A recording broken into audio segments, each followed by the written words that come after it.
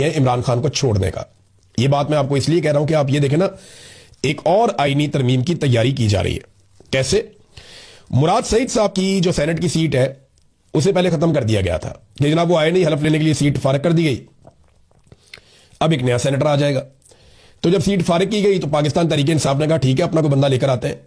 Establishment के 2-4 बंदे थे मैदान में, वो फारग हो गए। पीटीआई के अंदर दबाव पड़ा कि खान का खास आदमी आएगा।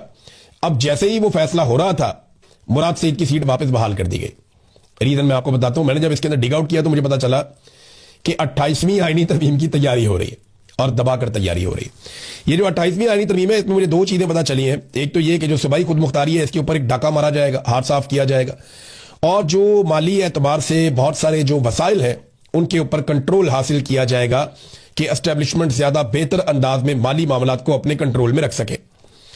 तो इसके लिए एक 28वीं आईनी तरमीम तैयार की जा रही है। तो मुराद सईद की वो जो एक उन्होंने कहा था फर्क कर दें इनको, इनकी सीट जो है वो चली गई थी, वो सीट अब इसलिए वापस आ गई है कि मुराद सईद वोट डालने तो आ नहीं सकता, और अगर कोई और आएगा तो वो तो मौजूद रहेगा, उसका नंबर गिना जाएगा।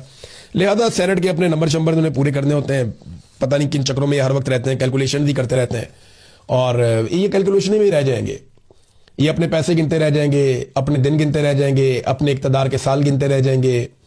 ये इन्हीं कैलकुलेशनों में रह जाएंगे और पाकिस्तान को म्यादा भुगतता रहेगा। नुकसान एक आम पाकिस्तानी का होता है जो भी ये करते हैं। और अब एक मरतबा फिर ये 28वीं आईनी तरमीम के चक्कर में पड़े। इन्होंने हर आईनी तरमीम के बाद पाकिस्तान को मजीद नीचे धकेला है।